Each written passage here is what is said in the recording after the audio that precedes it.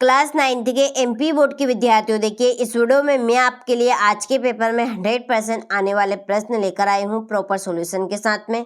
जैसा कि आपसे वादा किया आपको टॉप कराने का, 100% मैं आपके लिए वही क्वेश्चन लेकर आई हूँ जिनसे आप विज्ञान के पेपर में टॉप कर पाएंगे। ठीक है, तो चलिए देरी किस बात की, वीडियो को हम शुरू करते हैं। और एक भी प्रश्न आपको मिस नहीं करना है क्योंकि 100% आने वाले प्रश्न मैं आपको विज्ञान के बताने वाली हूँ। तो चलिए देरी किस बात की, वीडियो को शुरू करते हो। चलिए बढ़ते हैं इसके प्रश्न की ओर। तो देखिए पहला प्रश्न है कि वेग में परिवर्तन की दर कहलाती है, तो वेग में परिवर्तन की दर कहलाती है त्वरण। ठीक है, क्या कहलाती है? त्वरण। दूसरा है कार्य करने की क्षमता कहलाती है, कार्य करने की क्षमता को हम कहेंगे ऊर्जा। तीसरा है कोशिका का पावर हाउस है, तो कोशिका का पावर हाउस है माइटोकॉन्ड्रिया। चौथा है बल का एसआई मात्रक है, बल का एसआई मात्रक है न्यूटन। क्या रहेगा? बल का एसआई मात्रक न्यूटन।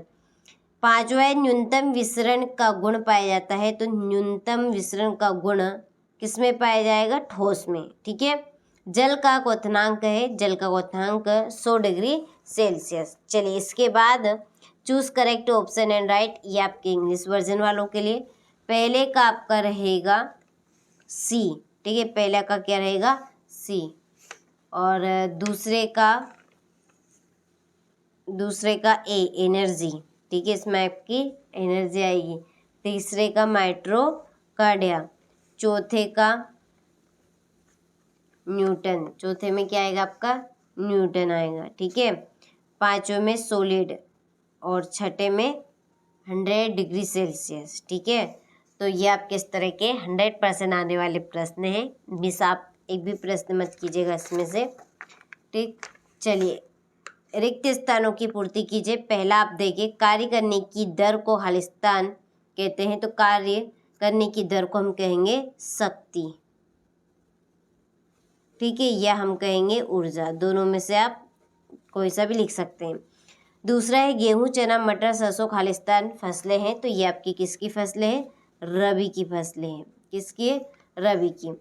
चलिए केवल खालिस्तान धातु की कमरे के ताप पर द्रव होता है, तो इसका आंसर है पारा। ठीक है, क्या आएगा इसमें?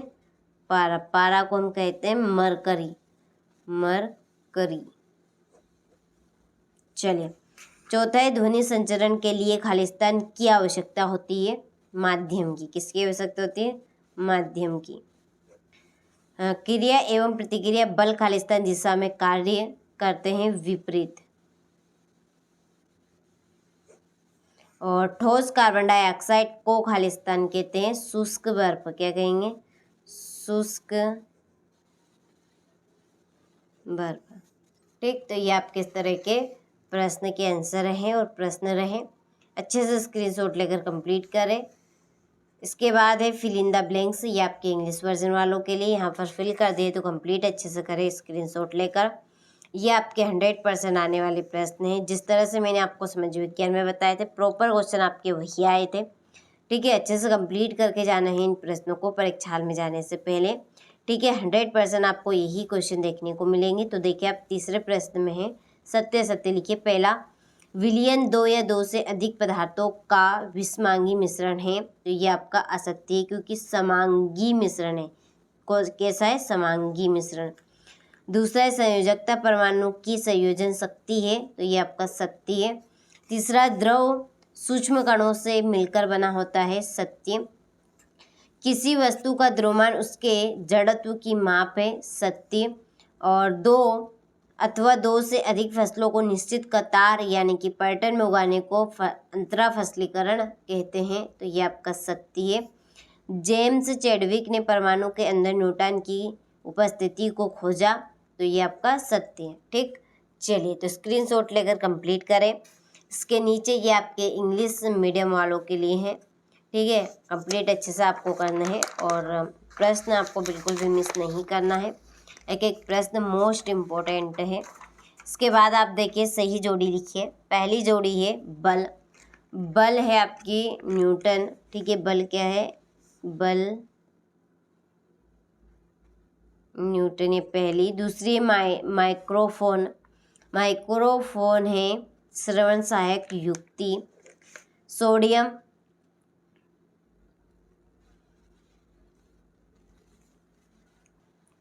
देखिए एक थोड़ा सा मिसप्रिंट आप यहाँ पे हो गया था, ये आपकी पहली बल है द्रोमण इंटू त्वरण, ठीक है, और सोडियम का संकेत है एन, ठीक है, ये आपकी तीसरी जोड़ी है। गाय की जोड़ी है बास इंडिकास, ठीक है, ये आपकी चौथी जोड़ी। पांचवी कार्य बल इंटू विस्थापन, ठीक है, बल इंटू विस्थापन, ये आपकी पांचवी जोड़ी। और लोहे में जंग लगना, तो ये है रासायनिक परिवर्तन। कौन सा परिवर्तन है? रासायनिक परिवर्तन, ठीक है। चलिए स्क्रीनशॉट आप अच्छे से ले और कंप्लीट करें इनको, ठीक है। इसके बाद में ये आपके इंग्लिश वर्जन वालों के लिए है, ठीक है, हो गई। ये आपकी यहाँ पर मिस प्रिंट है ये, ठीक है, ये आपकी तीसरी है और ये है आपकी पहली, हो गई। चलिए अब बढ़ते हैं एक वाक्य में उत्तर की ओर। तो देखिए आप पहला है, नारियल का रेशा किस ऊतक का बना होता है? तो नारियल का रेशा स्क्लेरेन काइमा का बना होता है, ठीक है, स्क्लेरेन का। दूसरा है, शक्ति का एसआई मात्रक लिखिए। शक्ति का एसआई मात्रक है वाट, क्या है? वोट।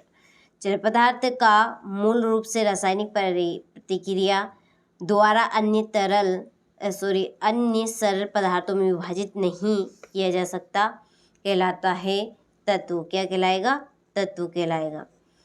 एक गाड़ी का ओडोमीटर क्या मापता है? तय की गई दूरी को, तय की